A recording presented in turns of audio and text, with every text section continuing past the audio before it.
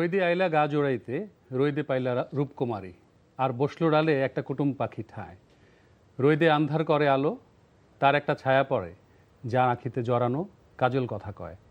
এবার ঈদে মুক্তিপ্রাপ্ত মেজবাউর রহমান সুমন পরিচালিত অত্যন্ত জনপ্রিয় চলচ্চিত্র রইদ। এই গানটির কথা আর সুর করেছেন রাজীব আহমেদ রাজু। দর্শক আমন্ত্রণ জানাচ্ছি এনটিভির নিয়মিত আয়োজন সংলাপ প্রতিদিন আমাদের সাংস্কৃতিক সংগ্রাম অনুষ্ঠানে। এবার ঈদে যে কয়েকটি চলচ্চিত্র মুক্তি পেয়েছে তার মধ্যে সুধী মহলে সবচেয়ে বেশি আলোচনা আর প্রশংসা কুড়িয়েছে মেজবাউর রহমান সুমন পরিচালিত ছবি রইদ। সেই ছবির সবচেয়ে গুরুত্বপূর্ণ দুটি চরিত্র সাধু এবং সাধুর বউ। সেই রইদ সিনেমার দুই আলোচিত চরিত্র আজ এনটিভির স্টুডিও উপস্থিত আছেন সাধু চরিত্রের রূপদানকারী গুণী অভিনয় শিল্পী মুস্তাফিজুর নূর ইমরান এবং আর উপস্থিত আছেন সাধুর বউ খ্যাত জনপ্রিয় অভিনয় শিল্পী ও মডেল নাজিফা তুষি। চলুন দর্শক কথা বলি তাদের সাথে। আপনাদের দুজনকে শুভেচ্ছা জানাচ্ছি ছবির জন্য এবং ঈদ এখনো প্রায় চলছে বলা যায়, সেই অর্থে ঈদ মোবারক জানাচ্ছি। আমি প্রথমেই নাজিফা তুষিকে দিয়ে আসতে চাই যে এবার ঈদ কেমন ছিল আপনার জন্য, আর এই যে স্টার সিনেপ্লেক্সের প্রথম শোতেই আমি ছিলাম সেখানে এবং আপনিও ছিলেন, নিজের ছবি দেখার অনুভূতিটা কেমন ছিল? এবার ঈদটা আসলে স্পেশাল, কারণ ঈদে আমাদের খুব প্রিয় একটি কাজ রইদ, এটা রিলিজ হয়েছে। তো এটা অনেক সময় ধরে এই চরিত্রটা এবং পুরো প্রসেসটার মধ্যে ছিলাম। সো যখন রিলিজ হলো ওই দিন আমি বাংলাদেশে প্রথমেই দেখলাম, সো অডিয়েন্স হিসেবে এবং অ্যাক্টর হিসেবে বোথ। সো আমি শুধুমাত্র এটা এক্সপিরিয়েন্স করছি, আনন্দ নিচ্ছিলাম, সিনেমাটা উপভোগ করছি অ্যাজ অ্যান অডিয়েন্স। এবং যখন দেখছিলাম প্রতি মুহূর্ত মনে হচ্ছিল আবার সেই শুটিং এর সময়টাতে ফিরে যাচ্ছিলাম, রিকল করছিলাম মেমোরিজ গুলো। এমনিতে হলে দেখার আগে কি ছবিটা আপনার দেখার সুযোগ হয়েছিল? না, আমি দেখি নাই। নর্মালি আমাদের ডিরেক্টর দেখানো না, তো আমাদেরকে উনি চাই যে পুরো সিনেমাটা রেডি করে আমাদেরকে খুব সুন্দর করে প্রথম এক্সপিরিয়েন্সটা উনি ওভাবে করাতে চায়। তো যেহেতু আমি রটারডামে আমাদের সিনেমাটা প্রথম প্রিমিয়ার হলো নেদারল্যান্ডে, সো আমি ওইখানে প্রথম একটা কার্ড দেখেছিলাম। আর যখন বাংলাদেশে রিলিজ হলো ঈদের দিন এটা সেকেন্ড বার দেখা। এবং ছবিটা শেষ হওয়ার পরও আমরা দেখেছি অনেক অডিয়েন্স হল থেকে যাচ্ছে না, বসে আছে। আসলে তাদের একটা অবাক বিষয় যে আসলে কি হলো বা কি দেখলাম, এরকম একটা এক্সপ্রেশন ছিল। এবং আমরা দেখলাম যে হলের কর্তৃপক্ষ তো আপনাদেরকে বা অডিয়েন্স যারা ছিল অনেকে বের করতে পারছে না, বলে যে আমাদের পরবর্তী শো শুরু হবে। এটা খুবই আনন্দের আমাদের বাংলা ছবির জন্য। তো মুস্তাফিজুর ইমরান, এতদিন আগে শুটিং করা একটি চরিত্র আপনি যখন প্রথম দেখলেন ওই দিন হলে বসে, কি কাজ করছিল মনের মধ্যে? সেই চরিত্রে ধরেন আমি জেনেছি যে আপনি একটা ছবির শুটিং চলাকালীন সময়ে আপনাদের যে স্ট্রাগল বা প্রস্তুতির জায়গাটা, সেটা তো ভীষণ একটা কষ্টকর জার্নি ছিল। কিন্তু অনেকেই বলেছেন যে আপনারা দুজন বিশেষ করে যে সেই চরিত্র থেকে বেরোয় আসতে পারছিলেন না। হ্যাঁ, আপনার কথা বলা হয়েছে যে এই যে এতদিন পর ছবিটা রিলিজ হলো, আপনি হলে বসে দেখলেন সেই চরিত্রটাকে, সাধুকে যে আপনি দেখলেন, তখন আপনার কি অনুভূতি হয়েছে? একজন সাধারণ দর্শক হিসেবে আসলে পুরো ছবিটা প্রথমবারের মতো আমি উপভোগ করলাম, উদযাপন করলাম। জি। এবং সাধুকে পর্দায় জীবন্ত দেখলাম আর কি। এর আগে তো কখনো আমি মনিটরেও দেখি না। তো প্রথমবার সাধুকে জীবন্ত দেখলাম, সাধুর বউকে জীবন্ত দেখলাম, যত পুরো বিষয়টাকে জীবন্ত দেখলাম আর কি। মনে হয়েছে যে না আর এমন হতে পারতো বা এই জায়গাটা একটু না, এমন কিছু মনে হয় না। এটা কখনোই আমার মনে হয় না, কারণ যদি এরকম কোনো কিছু থাকতো যে এটা হতে পারতো, ওটা হতে পারতো, তাহলে এটার ক্যাপ্টেন অফ দ্য শিপ তো ডিরেক্টর, উনি এটা করে নিতেন আর কি, যে এখানে এটা লাগবে আমার এটা করে নিন। যাক, এটা অভিনেতা হিসেবে অবশ্যই খুবই স্যাটিসফ্যাকশনের জায়গা যে আপনি কনফিডেন্টলি বলছেন যে না এটাই চরিত্র, এটাই সাধু।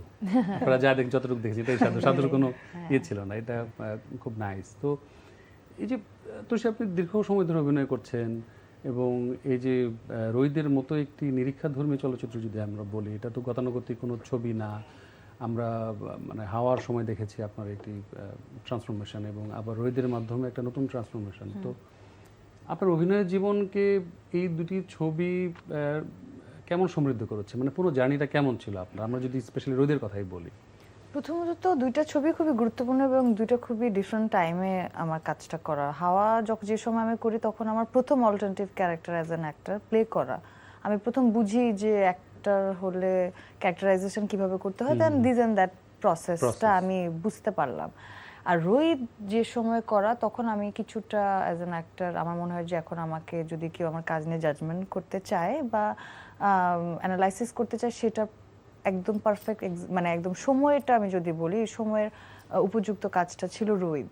এবং এটা আমি অনেক সময় পেয়েছি এবং আমি ডিটেল কাজ মানে অ্যাক্টর হিসেবে আমি কাজটা অনেক যত্ন করে করতে পেরেছি। ছোট্ট করে যদি একটু প্রস্তুতির মানে জায়গাটা শুনি, যে আপনি ক্যারেক্টারাইজেশন করার জন্য আপনি যে স্ট্রাগলগুলো করেছেন। স্ট্রাগল না, আমরা লিভ ইন করছি ফর 1 ইয়ার এই ক্যারেক্টারটার সাথে। আমি সাধু নট অনলি পারফর্মার, আমাদের সেটে আমাদের শুটিংয়ে যারা ছিলেন, আর্ট থেকে শুরু করে নিজাম ভাই যিনি বাড়িটা বানিয়েছেন, কারণ আমাদের সিনেমা, আমাদের বাড়িটা তো হচ্ছে মেইন প্রোটাগনিস্ট, কারণ এই বাড়িটার গাছপালা আশেপাশে যখন বড় হবে তখনই আমরা শুটে যাব।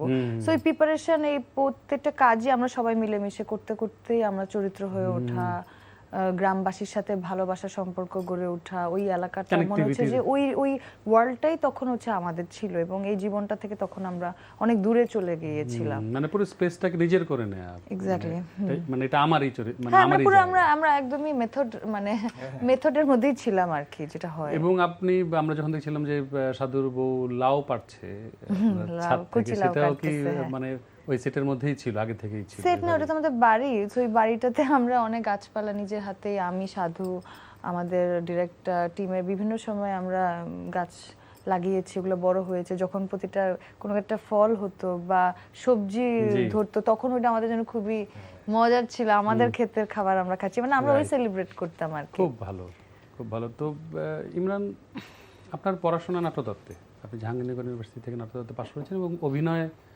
আপনার সাবজেক্ট ছিল। তো আমরা যেমন স্তানিস্লাভস্কির অভিনেতার প্রস্তুতি সম্পর্কে জানি, আমরা যারা মানে এগুলো নিয়ে পড়াশোনা করেছি বা কাজের মধ্যে আছি, তো সাধু চরিত্র নির্মাণের ক্ষেত্রে আপনার ভাবনা বা প্রস্তুতি জায়গাটা কেমন ছিল অ্যাজ অ্যান অ্যাক্টর?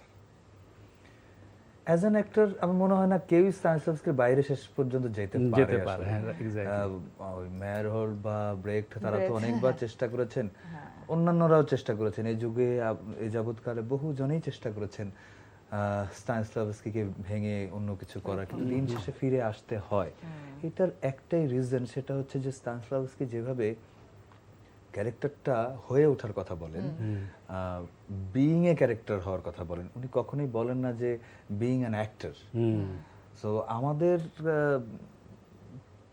ক্ষেত্রে বিষয়টা একেবারে ওই বিইং ক্যারেক্টার, এবং আমার ক্ষেত্রেও তাই। সাধুকে যাপন করার মাধ্যমে এমন না যে এটা স্তানিস্লাভস্কির ওই যে 10টা যে সহজ পাঠ ওই সহজ পাঠ দিয়ে বিষয়টা ঘটে গেছে, ব্যাপারটা এমন একদমই নয়, এটা হয়ও না। অন্যান্য দেশের ওই যে আমরা সবসময় বলি মেথড করতে গেলেই হয়তো বা এই 10টা জিনিস মাথায় রাখতে হবে, এই জিনিস মাথায় রাখতে হবে। আমি সহজভাবে যেটা মনে করি সেটা হচ্ছে যে 3টা জিনিস খুব গুরুত্বপূর্ণ, এই 3টাই বোধহয় পুরো মেথডের রাস্তা। সেটা হচ্ছে ফিল, বিলিভ অ্যান্ড ডু। আমাকে ওটা অনুভব করতে হবে, বিশ্বাস করতে হবে, তারপরে এটা আমি করতে পারবো। এক্স্যাক্টলি। আমি নিজে যখন বিশ্বাস করবো আমি একটা চরিত্র, তখন অডিয়েন্স বিশ্বাস করতে শুরু করবে। এক্স্যাক্টলি। তো নাজিম বাতসী, অনেকের ধারণা যে অভিনয় কোনো শেখার বিষয় না, আমরা অভিনয়কে খুব সহজ একটা জায়গায় নিয়ে গেছি। একটা দীর্ঘ সময় ধরে দেখছি আমরা এই অঞ্চলে আমাদের চর্চার জায়গাটা খুব কম, অভিনয় একটু শিখে আসার জায়গাটা কম। কিন্তু বিশেষ করে সাধু এবং সাধুর বউ কে যখন আমরা রোহিতের মতো একটি চলচ্চিত্রে দেখি বা এই দুটি চরিত্রকে যখন দেখতে পাই, তখন আমাদের নতুন করে ভাবতেই হয় যে আসলে অভিনয় শেখার জায়গা বা শেখার বিষয়। এই বিষয়ে আপনার ওপিনিয়ন কি? অনেকেই মনে করেন যে না, অভিনয়ের আবার স্ট্রাগল কি? আমরা দেখি যে বাস্তবে যাক, আমার স্ক্রিনেও তাই, চরিত্র হয়ে ওঠায়, যেমন আপনি বলছিলেন কিছুক্ষণ আগেও যে অনেকে আপনাকে চিনতে পারছে না যে আপনি সেই চরিত্র, বা আপনি তো এমন ছিলেন, আপনি এমন হয়ে গেলেন কিভাবে আবার? এই যে ট্রান্সফরমেশন, এই যে চেঞ্জ হয়ে যাচ্ছে। আমি আমার ছোট জীবনে যা বুঝি সেটা হচ্ছে যে আমি অভিনয় মনে হয় না কেউ কাউকে শেখাতে পারে। এটা একটা বোধ, এটা আপনার অনুভূতি, আপনার 6 ইন্দ্রিয় নিয়ে কাজ করেন। এটা একটা চর্চা, একটা প্র্যাকটিস। একটা গান গেলে যেমন উনি রেওয়াজ করেন, লেখক যেমন লিখে, ছবি একক যেমন প্রতিদিন নিশ্চয়ই তার ভালো লাগার থেকে সে স্ট্রোক লিখে। অভিনেতার কিছু জীবনযাপনের কিছু মানে নিয়মাবলী আছে। তো এটা যদি আপনি চর্চার মধ্যে ঢুকেন, এটা না সবসময় মানে এটা একটা কিছু এরকম ওষুধ নাই যেটা খাইলে মনে হয় যে ভালো অভিনয়টা করা সম্ভব। এটা একটা বোধ, এটা একটা জার্নি, এই লাইফস্টাইলের মধ্যে ঢুকতে হয়। এটা আর্ট, মানে এটা অনেক গভীর। এটা যত যে প্র্যাকটিস করে, চর্চা করে, তার মাইন্ডসেট বা তার ম্যাচুর আর একটা সময়ও লাগে। ধরেন জীবনবোধ তৈরি হওয়ার একটা বিষয় থাকে না, ডিফিকাল্ট ক্যারেক্টার প্লে করতে গেলে আপনার বয়সেরও একটা সময় লাগে, বা যখন মানুষ অনেক বয়সের সাথে সাথে অনেক কিছু ম্যাচুরিটি আসে এবং বুঝতে পারে, আর অবজারভেশনের। সো আমার কাছে মনে হয় কি এটা যার যার চয়েস। এমনও আছে যে আমি অনেকে দেখলাম যে সারাক্ষণ থিয়েটার করতেছে এই সেই, কিন্তু সে ভিতরে মানে ওটা উপলব্ধি করতে পারছেন না। আবার অনেকে কিছুই করেন না, কিন্তু তার গভীরতা বা বোঝার ক্ষমতা, একটা কবিতা পড়লে তার যে ডেপথ বা যে অনুভূতি হয়, সেটা অন্য অনেকেই আছে যে অনেক রিসার্চ, অনেক পড়াশোনা করে সেটা। এটা আসলে আমি বলতে এটা যার যার ব্যক্তিগত, এবং যার যেভাবে আসলে, কারো স্তানিস্লাভস্কিতেও কাজ হচ্ছে, কেউ চেকঅপেও যাচ্ছে, কেউ ব্রেথ অ্যাপ্লাই করছে। এখন যার যে যেভাবে খুঁজে পায়, যে যেভাবে খুঁজে পায়। এবং আপনি বলছিলেন যে আপনি প্রায় দীর্ঘ 1 বছর এই চরিত্রটি তৈরির জন্য আপনি চেষ্টা করেছেন, এবং সেটা হাওয়ার ক্ষেত্রে হয়েছে। আপনি হাওয়ার ক্ষেত্রেও বলছিলেন যে একটা দীর্ঘ সময় ওই চরিত্রের সাথে হয়তো একটা বড় সময়, কিন্তু তখন আমি তো কিছু বুঝতাম কম। তখন হচ্ছে যে একদমই আমি প্রথম একটা নতুন টেস্ট যেটা হয় আর কি, ওটার মধ্যে ছিলাম। আর রোহিতদের সময়টাতে তখন এটা বোঝাপড়ার মধ্যে দিয়ে আর কি হলো। তো মোস্তাফিজুর ইমরান, রোহিতকে অনেকে কানেক্ট করতে পারেনি। আমরা এমন বলতে শুনেছি যে স্টোরি টেলিং নিয়ে অনেক আপত্তি আছে। কেউ কেউ বলছেন যে রোহিত সবার সিনেমা না। রোহিত তাহলে আসলে কাদের সিনেমা? মানে তাহলে কেন করলেন এই কষ্ট? প্রথমত যে এই কথা আমাদের কেউ কখনো বলেছে কিনা আমার জানা নেই। আমরা বিভিন্ন রিভিউতে পড়েছি, রিভিউ করেছে, এটা তার যার যার ব্যক্তিগত মতামতকে বা তার দৃষ্টিভঙ্গি দৃষ্টিভঙ্গিকে আমরা ওই যে একটা রিভিউ হিসেবে অনেকে ধরে নিচ্ছেন বা ধরে নিচ্ছেন, ওনার মতামত, ওনার দৃষ্টিভঙ্গি, ওনার এটা মনে হয়েছে। আমি জানি না, আমি দর্শক হিসেবে তো দেখি সব সময়।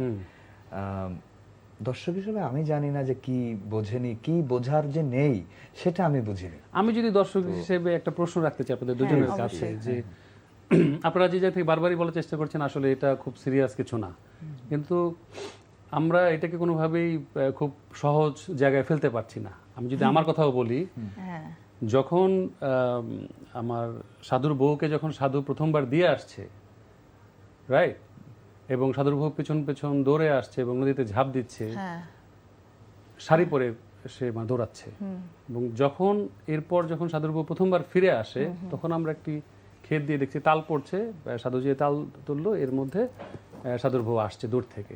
তখন আমি দেখি যে সাধুর বউ শাড়িতে নাই, সালোয়ার কামিজে চলে আসছে। আমার কাছে দর্শক হিসেবে মনে হয়েছে যে, মানে যদি আমি ঠিকঠাক বুঝে থাকি বা ভুল বুঝে থাকি আমাকে ক্ষমা করবে, যে আসলে এরপর থেকে সাধুর বউ ফিরে আসেনি, পুরোটাই আসলে সাধুর কল্পনা। এটাকে আপনি অন্য একটা থটসে দেখেন না। আমরা ছোটবেলায় দাদি নানির কাছে গল্প শুনতাম না, ডালিম কুমারের গল্প, কাজল রেখার গল্প, এগুলো শুনতাম না, বেহুলা গল্প। তো ধরে নেই যদি যে সাধু যখন সাধুর বউকে ফেলে রেখে আসে, তার কতটা সময়ের গ্যাপও আছে। সময়ের গ্যাপে আমরা তো সিজন সেটা দেখি, সিজন 10ও পাই আমরা ভিজুয়ালে, সাউন্ডেও ইভেন। তো যদি ধরে নেই তালটা পড়লো, সাধুর বউ আসলো, তারপর আবার তাল পড়লো, সাধুর বউ আসলো। তো এইভাবে যদি আমরা একদম ওই রূপকথার ওই দাদির গল্পের মতোই করে যদি বিষয়টাকে দেখি, তাহলে তো বিষয়টা খুব সহজ। তাহলে কিন্তু দেখবেন যে আপনার মনেই হবে না, আচ্ছা শাড়িতে গেছিল, সালোয়ার কামিজ আসলো কেন, তারপর আবার শাড়িতে করে দিয়ে আসলো, আবার সালোয়ার কামিজ আসলো কেন, এটা আসবেই না। কারণ তখন আপনি এটাকে ওইভাবেই এটাকে এই স্ট্রাকচারটা আপনি তখন ওই অনুভূতিতেই থাকবেন বেশি। অলসো আপনি যেটা বলছেন সেটাও রাইট। আপনি যদি এভাবে ভেবে নেন যে আসলে সাধুর পুরোটা illusion, it could be right. কারণ এই সিনেমার এই গল্পের 100টা মিনিং আপনি বের করতে পারবেন, এবং প্রত্যেকটা জাস্টিফিকেশন। এবং এখানে খুব ইন্টারেস্টিংলি বলতে হয় যে আমাদের ডিরেক্টর মেজবাহুর রহমান সুমন, এখানে আমরা অনেক ধরনের রিভিউ পড়ছি, সবচেয়ে বেশি রিভিউ এই ছবিটি নিয়েই হচ্ছে। ঈদে অনেকগুলো ছবি মুক্তি পেয়েছে, কিন্তু এত কঠিন দুর্বোধ্য একটি ছবি বলছে অডিয়েন্স, কিন্তু এই ছবি নিয়ে সবচেয়ে বেশি আলোচনা হচ্ছে, সমালোচনা হচ্ছে। এটা খুব ভালো ব্যাপার। এবং সেখানে অনেক জায়গায় ডিরেক্টর যে কমেন্ট করছেন, কিন্তু 3টা হার্ট দিচ্ছেন, আর কিছু বলছেন না।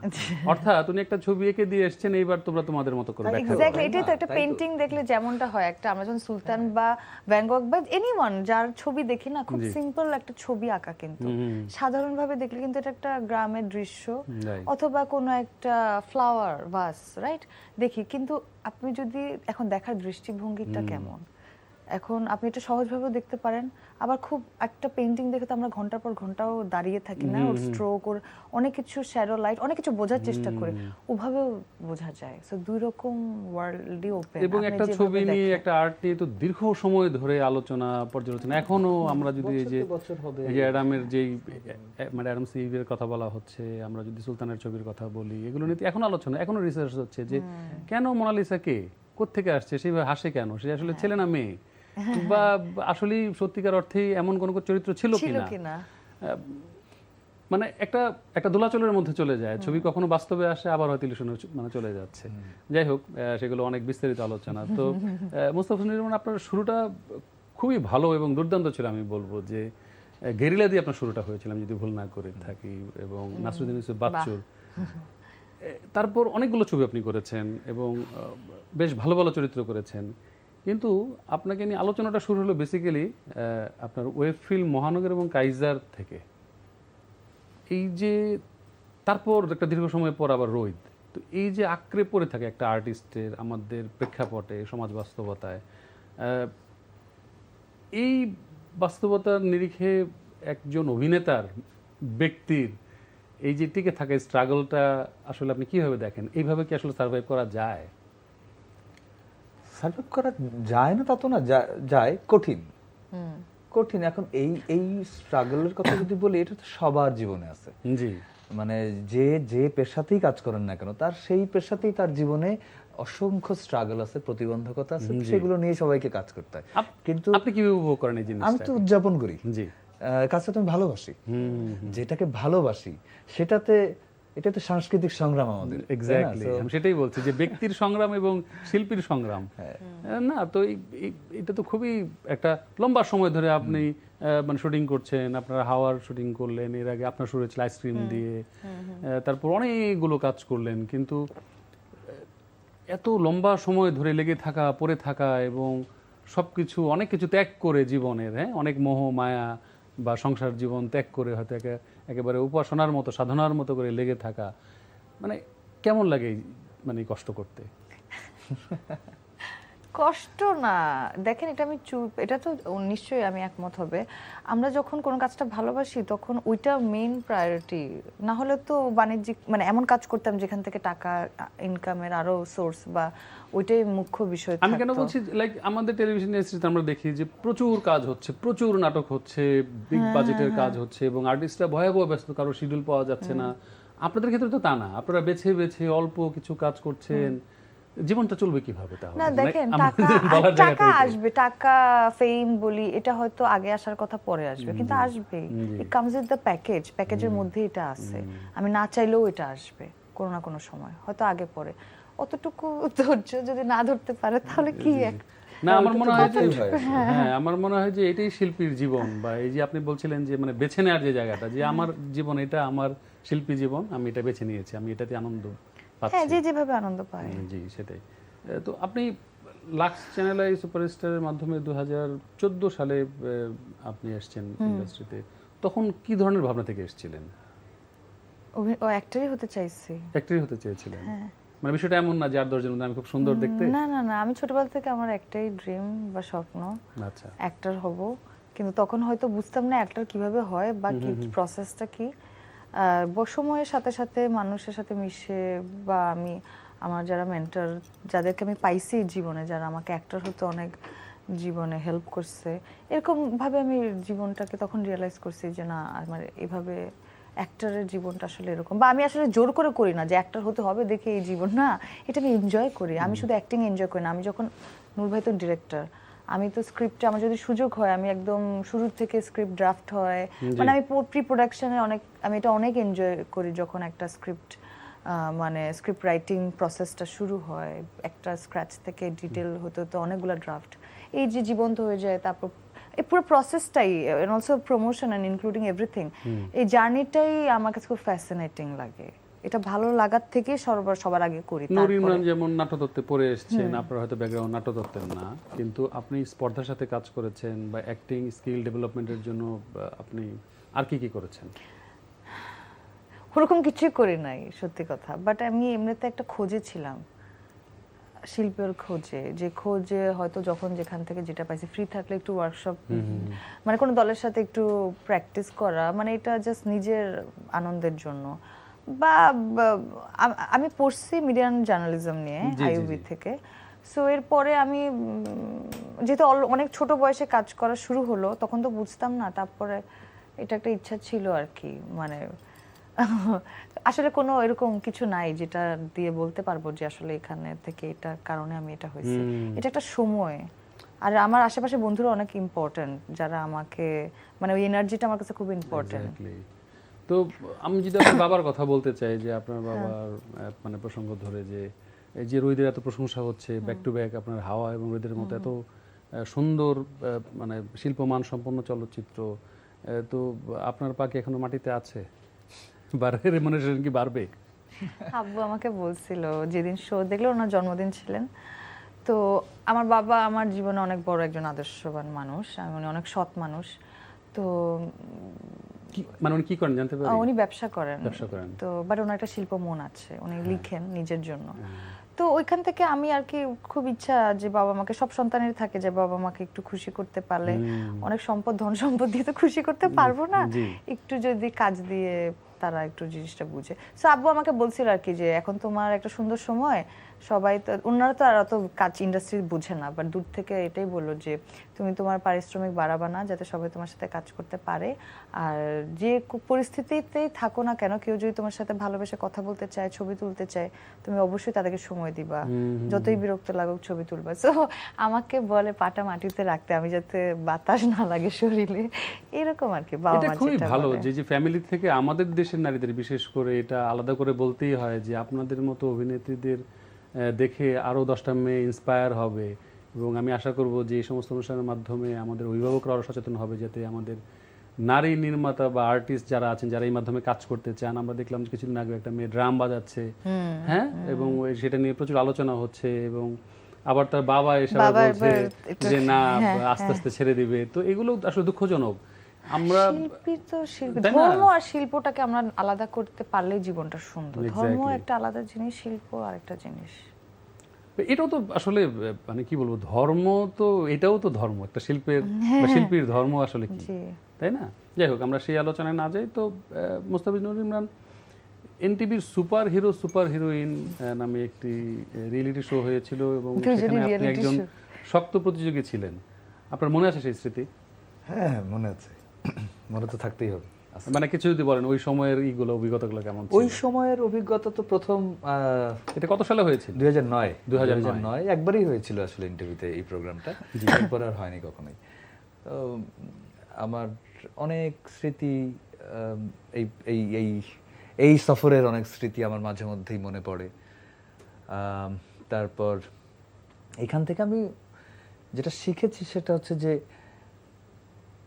এই ইন্ডাস্ট্রির চলন, এটার ধরন, এটার যে রং, এইগুলো আসলে আমি ওই 1.5 বছরের যে সফরটা, ওই সফরটাতে আসলে দেখেছি, উপলব্ধি করেছি অনেক কাছ থেকে। এত কাছ থেকে তো এর আগে বিষয়টা দেখা হয়নি, বোঝা হয়নি। তখন আপনি স্টুডেন্ট ছিলেন? তখন আমি স্টুডেন্ট। তো এবং ওই সময়টায় মনে হচ্ছিল যে হয়তোবা এই কম্পিটিশনটা শেষ হওয়ার পরে হয়তোবা আর কখনো অন্য কোনো কিছু ভাবতে হবে না, আসলেই বোধহয় এখানে একটা কোয়ালিটির একটা প্রতিযোগিতা হচ্ছে, এবং সেখান থেকে কোয়ালিটিটা যদি ঠিকঠাক থাকে তাহলেই বোধহয় সামনে অনেক কিছু ভালো হয়ে যাবে। তো এরকম হয় না, মরীচিকা, তো এই মরীচিকাগুলো আমি মনে রেখে দিয়েছি আসলে সবসময়। না, প্রতিটি অভিজ্ঞতাই তো কাজে লাগে। আর তার মানে আপনি মনে করেন যে এই ধরনের প্রতিযোগিতা আরো বেশি হওয়া উচিত বা নিয়মিত হওয়া উচিত, তবে খুব স্বচ্ছভাবে হওয়া উচিত। শুধুমাত্র মানে করলাম আর হলাম এটা না, একদমই। তবে অবশ্যই প্রচুর কম্পিটিশন হওয়া উচিত, যেটা আমাদের সাংস্কৃতিক সংগ্রামকে আরো বেগবান করবে। সেই জায়গা থেকে অনেক অনেক অনেক ট্যালেন্টদেরকে আমরা সবসময় ট্যালেন্টের অপেক্ষা করি, জি যেটা আমাদের সবচেয়ে বড় উইকনেস আমার লাগে।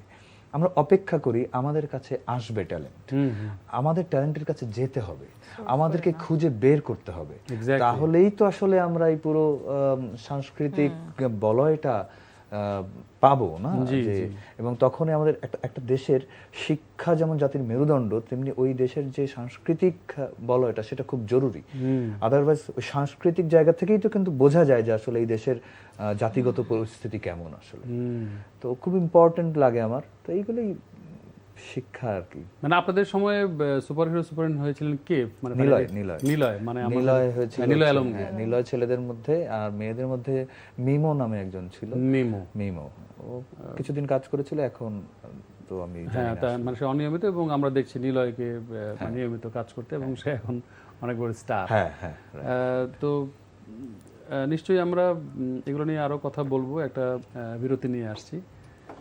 দর্শক আপনারা দেখছেন, হ্যাঁ, তো আমরা আরেকটু পরেই যাই বিরতিতে। তো আপনি বলছিলেন যে এই যে অভিনেতার যে স্ট্রাগলের যে জায়গাটার কথা বলছিলেন, যে অভিনেতা হওয়ার জন্য নতুনদের আসলে কি ধরনের পরামর্শ দিবেন আপনি? পরামর্শ দেওয়ার জায়গায় এখনো আমি যাই নাই, আমি মাত্র এক্সপ্লোর করতেছি আমার অ্যাক্টর লাইফ। বাট আমি আমার যতটুকু জার্নি ওটাতে আমি বলতে পারবো যে আমি যতটুকু বুঝি, অ্যাটলিস্ট ফিমেলদেরকে আমি বলবো এটা এটা আমার মনে হয় এই সময় বলতে হবে, কারণ এই সময় মানুষ অনেক অস্থির। জি আমি যখন কাজ শুরু করছি তখন আমি জানতাম না আমার জীবনে একটা হাওয়া আসবে, রোদ আসবে, বা আমার জীবনে বা আমি অ্যাকচুয়ালি অ্যাক্টর হতে পারবো, জি। ওর আমার কোনো ওটিটি তখন তো ছিলই না। সো আমি একটা শূন্য জায়গা থেকে শুধুমাত্র আমি একটুকুই স্বপ্ন দেখছি যে আমি অ্যাক্টর হব, এবং আমি আমার কর্ম দিয়ে আমার জীবনে সবকিছু করতে পারবো, মানে গাড়ি বাড়ি সম্মান সবকিছু আমার কর্ম দিয়ে হবে, এটা আমি বিশ্বাস করছি ছোটবেলায়। জি। আমি আমার পরের জেনারেশন বা এখন যারা অ্যাক্টর হতে চায় তাদেরকে বলবো যে আমি খুব অস্থিরতা দেখি, মানে অল্প সময়ে স্ট্যাবলিশ হয়ে যাওয়ার অনেক প্রবণতা, সেটার ধন সম্পদ হোক বা সাফল্য, জি। পপুলারিটি। নাজিবা তুষি বলছিলেন যে এই যে নতুন অভিনেত্রীদের জন্য যে হ্যাঁ, মানে ওটাই বলবো যে মানে আমরা খুবই এখন অস্থির, বা একটা রাশ সময়ে মনে হয় যে সবকিছু এখনই পেয়ে যেতে হবে, সাফল্য বলি সবকিছু, ওইটাতে না ফোকাস করা। কেউ যদি আসলে অভিনয়টা ভালোবাসে বা কোনো একটা শিল্প করতে চায়, ওটার সাথে আসলে ধ্যানের একটা সম্পর্ক, মানে আমরা মনে প্রাণে কাউকে প্রেমে পড়লে যেরকম উপাসনা করি বা চাই, কাজটাও মনে হয় ওই জায়গা থেকে যদি কেউ ফিল করে বা করে, প্রকৃতি আপনাকে সমস্ত রাস্তা দেখায় দিবে। সাধনার মধ্যে থাকা, চর্চার হ্যাঁ, মানে মধ্যে এটা তো থাকা। একটা শিল্প, একটা সাধনার বিষয়, মানে এটা একটা লাইফস্টাইল। সো যতটা বেশি সোশ্যাল মিডিয়া জাগতিক জীবন থেকে আপনি যত আসলে কম ঢুকতে পারবেন নিজের মধ্যে, নিজের বোধ বা জি, জি, নিজেকে জি। নিয়ে যত কাজ করবেন, ওইটাই ইম্পর্টেন্ট, ওইটাই থাকে। সো অস্থির না হওয়া। এক্স্যাক্টলি। এবং এই যে দেখেন আমাদের এখানে এবার ঈদেও ৫-৬টি ছবি আপনার রিলিজ হয়েছে, এবং এমন অস্থির সময়ে এরকম দর্শক যখন মানে ভিউয়ের কথা বলে, সস্তা জনপ্রিয়তা খোঁজে, সেই সময়ে বনলতা সেন এবং রোহিত উল্লেখ করতেই হচ্ছে যে আমাদের নির্মাতা দুজন এবং তাদের মানে প্রডিউসার এবং সংশ্লিষ্ট আপনারা সহ, যে স্রোতের বিপরীতে যে আমি বলবো যে এরকম ছবি উপহার দিচ্ছেন দর্শককে বা জাতিকে, দেশকে, এটা সত্যি প্রশংসার দাবি রাখে। তো মোস্তাফিজুর নূর ইমরান, তরুণদের হাত ধরে আমাদের চলচ্চিত্রের একটি নব সূচনা হয়েছে বলা যায়, যে অথচ একটি স্বাধীন রাষ্ট্রে সিনেমা প্রদর্শনীতে বাধা দেওয়া হচ্ছে বিভিন্ন জায়গায় আমরা দেখতে পাচ্ছি। এই বিষয়ে আসলে কি বলবেন আপনি? সিনেমা প্রদর্শনীতে বাধা বা সাংস্কৃতিক কর্মকাণ্ডে বাধা, কিংবা সেটা সেটা তো আজকের নতুন ঘটনা না আসলে, না, এটা তো আসলে বহু বছর ধরে চলছে। জি আমি যতদূর আমার স্মৃতিতে মনে করতে পারি, এটা প্রায় 30 বছর ধরে চলছে। জি তো 30 বছর ধরে ঘটনাগুলো আমাদের চোখের সামনে ঘটছে, আমাদের সামনে হচ্ছে। আমরা সব সময়, আমরা তো শিল্পীরা আবার আমরা খুব আর কি, মানে আমরা খুবই ঠান্ডা, তো সহনশীল, তো আমরা সবকিছু মেনে নেই। ওই যে বাউলরা যেরকম দেখবেন যে ওই মারছে, ভাঙছে, চুল কেটে দিচ্ছে, পুড়িয়ে দিচ্ছে, কিন্তু তাদেরকে কোনোদিন দেখেছেন যে তারা প্রতি উত্তরে প্রতিশোধ বা প্রতিহিংসা, এই সহিংসতার? আমরা শিল্প কখনো সহিংসতার শিক্ষা দেয় না। জি প্রতিশোধের শিক্ষা দেয় না। এক্স্যাক্টলি। শিল্পীরা কখনোই ওই ওই মানে ওই মননের চর্চা কখনো করে না। তো স্বাভাবিকভাবেই শান্তির কথা বা সমাজের কথাকে বা গণমানুষের কথাকে কিংবা সমস্ত কিছুকে যদি বা একটা ফ্যান্টাসিকেও রিয়েলিটির সঙ্গে মার্চ করে এনে যদি আসলে একটা শিল্পের চর্চার মধ্যে যখন আমরা দেখাতে চাই, সেটা প্রতিচ্ছবি হিসেবে দেখাতে চাই বা করতে চাই, থিয়েটার প্রোডাকশন বলি, যাত্রাপালা বলি, আলকাপ, কালিকাজ, যত বেহুলা লক্ষিন্দরের গান, আমাদের তো কত ফোক, সব ফোক তো হারিয়ে গেছে। সব হারিয়ে এই যে এত বছর বছর ধরে যে আমরা হলো, এটা তো বাটারফ্লাই এফেক্ট। এক্স্যাক্টলি। এটা বাটারফ্লাই এফেক্ট। আমরা ওই সাংস্কৃতিক বিপ্লবটা ঘটাতে পারিনি।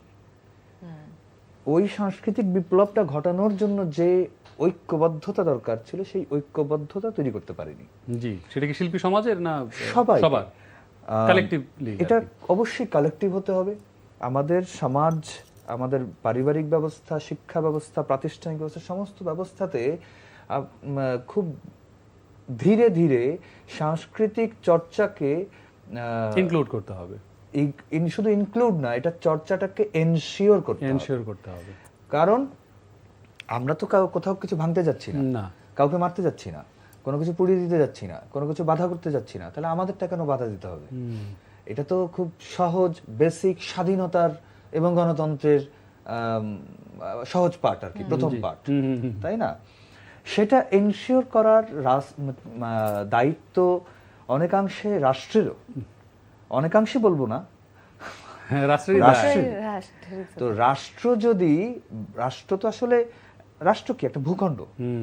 All quiet on the western ফ্রন্টের একটা খুব দারুণ সংলাপ আছে, আমার খুব পছন্দের সংলাপ। সেটা হচ্ছে যে সম্ভবত পলকে জিজ্ঞেস করে যে আচ্ছা যুদ্ধ কেন হয়, তো যে একটা এই দেশের সাথে ওই দেশের যুদ্ধ, ওই দেশ এই দেশের সাথে কি করেছে আসলে?